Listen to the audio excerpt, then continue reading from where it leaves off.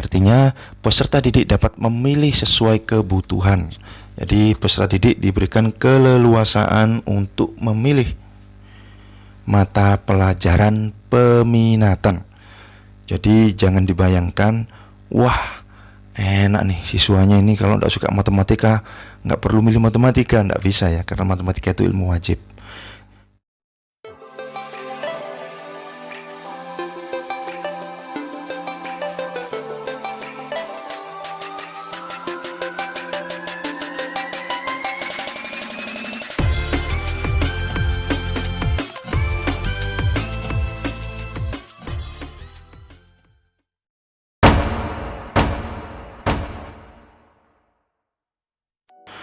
Assalamualaikum warahmatullahi wabarakatuh. Baiklah, kali ini kita akan membahas menyongsong kurikulum Merdeka Belajar yang mulai diimplementasikan tahun ajaran baru tahun ini 2022-2023. Pertama, kita akan membahas tentang muatan inti kurikulum.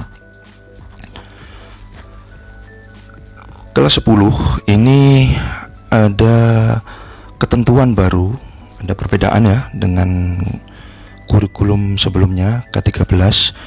Jika di K13 ada penjurusan, di kurikulum Merdeka Belajar mapel peminatan itu menjadi mapel wajib. Artinya tidak ada lagi penjurusan. Bagaimana nasib mapel peminatan? Jadi mapel peminatan akan menjadi mapel wajib juga ya. Artinya kelas 10 mempelajari semua mapel peminatan. Untuk fisika, kimia, biologi itu melebur menjadi satu, menjadi ilmu pengetahuan alam.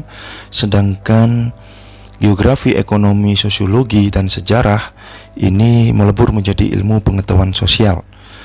Di K13 sejarah ini berdiri sendiri sebagai mapel wajib, dan geo, eko, dan sosio ini menjadi mapel peminatan khas IPS. Dan kini melebur menjadi satu. Bagaimana cara mengajarnya? Cara mengajarnya bisa dengan 3 cara ya.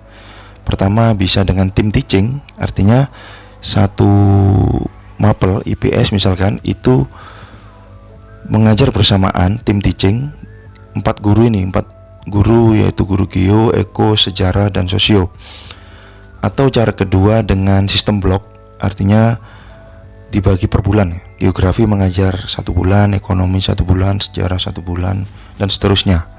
Atau cara yang ketiga, mungkin ini menjadi opsi yang terbaik ya, menjadi opsi terbaik, yaitu dengan mengajar seperti K13, berbagi jam ya, berbagi jam, dan masuk dengan individual. Kemudian kelas 11 dan kelas 12 juga tak terdapat penjurusan. Tetap tak terdapat penjurusan, artinya peserta didik dapat memilih sesuai kebutuhan. Jadi peserta didik diberikan keleluasaan untuk memilih mata pelajaran peminatan. Jadi jangan dibayangkan, wah enak nih siswanya ini kalau tidak suka matematika nggak perlu milih matematika, nggak bisa ya, karena matematika itu ilmu wajib. Bahasa Inggris juga ilmu wajib, tapi juga masuk peminatan, yaitu ada matematika peminatan, ada bahasa Inggris lanjutan, itu peminatannya. Tapi kalau untuk matematika dasar, bahasa Inggris dasar itu menjadi mata pelajaran wajib. Nah, kebutuhan ini memilih dengan sesuai kebutuhan itu didasarkan pada jurusan yang akan diambil peserta didik saat memasuki perguruan tinggi. Misal ya, Dian ini berencana mengambil jurusan farmasi saat berkuliah. Ini ilustrasinya. Kira-kira mata pelajaran peminatan apa yang akan dia ambil? Pertama, ada mata pelajaran kimia, sangat berkaitan dengan dosis ya, karena farmasi ini berkaitan dengan obat-obatan. Kemudian yang kedua biologi. Kemudian yang ketiga adalah bahasa Inggris lanjutan, yaitu bahasa Inggris yang berkaitan dengan peminatan, bukan bahasa Inggris wajibnya. Tentu pemilihan jurusan di perguruan tinggi ini sangat diperlukan konsultasi dengan guru bimbingan dan konseling. Jadi tidak sekadar wah saya suka jurusan ini, saya akan milih ini. Tidak hanya didasarkan dengan minat, tapi juga dengan kemampuan. Jadi guru BK memiliki peran yang sangat penting di sini, di kurikulum Merdeka Belajar ini. Lanjut. Nah, di sini ada pertarungan antar mata pelajaran. Guru harus pandai dalam menarik antusias peserta didik. Jadi, kalau ingin mendapatkan jam pelajaran yang cukup banyak, kita harus menarik ya dalam mengajar. Ketika antusiasme peserta didik meningkat, maka jumlah jam akan terpenuhi. Ini juga berkaitan dengan syarat sertifikasi guru ya, tunjangan profesi guru. Meskipun ada informasi bahwasanya ketika guru sekolah itu sudah menetapkan kurikulum merdeka, maka jam pelajaran, jumlah jam pelajaran tidak akan dipersyaratkan lagi.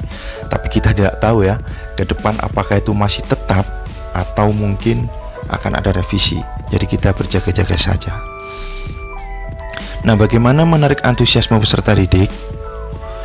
Pertama, melalui kompetensi spiritual.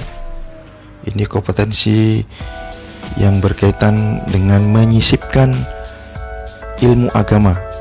Jadi di K13 sudah ditekankan bahwasanya mata pelajaran agama atau ilmu agama tidak hanya menjadi mata pelajaran kewajiban bagi pendidikan agama Islam, tapi juga berlaku untuk semua mata pelajaran. Artinya semua mata pelajaran memiliki kewajiban menyisipkan ilmu agama. Bagaimana dengan kurikulum Merdeka Belajar? Saya yakin 100% pasti diperbolehkan, mungkin juga ditekankan, mengingat di kurikulum Merdeka Belajar ini ada penekanan profil pelajar Pancasila. Nah, kalau kita ngomong Pancasila, kompetensi spiritual ini jelas berada di posisi urutan pertama. Sila pertama ketuhanan yang Maha Esa, tidak bisa diganggu gugat. Yang kedua, kompetensi sosial. Ini juga sudah ditekankan bahkan sejak di kurikulum 2006. Ada pendidikan karakter. Di kurikulum 2013 ada kompetensi inti sosial. Kompetensi inti, kompetensi sosial bernomor 2. Kemudian di kurikulum Merdeka saya yakin juga berkaitan dengan profil pelajar Pancasila, karena sila kedua dan seterusnya itu memuat bagaimana memunculkan, membentuk karakter yang baik. Kemudian yang ketiga, materi kontekstual. Materi kontekstual ini ada 2 ya. Pertama, berkaitan dengan topik yang sedang hangatnya dibahas. Kalau memang tidak mampu atau kesulitan mencari topik yang berkaitan dengan mata pelajaran yang kita ampu, materi kontekstual ini grade-nya bisa diturunkan menjadi mata pelajaran materi belajar yang dikaitkan dengan kehidupan sehari-hari. Itu akan lebih mudah daripada grade yang pertama tadi. Kemudian yang keempat adalah HOTS, literasi dan numerasi. Ini menuntut peserta didik untuk berpikir tingkat tinggi. Dan yang kelima adalah kaitan antar mata pelajaran. Ini akan menarik antusias peserta didik. Selain itu juga ditekankan dalam kurikulum Merdeka Belajar. Setiap poin ini akan kita bahas di tiap konten yang berbeda ya, karena akan sangat meluas. Demikian, semoga bisa bermanfaat. Jangan lupa subscribe, share, kemudian komen apabila ada kritik dan saran. Kami sangat yakin kami bukanlah sesuatu yang sempurna, pasti ada kekurangan. Terima kasih telah menyempatkan waktu untuk terus meningkatkan kapabilitas kita sebagai pendidik menjadi lebih baik.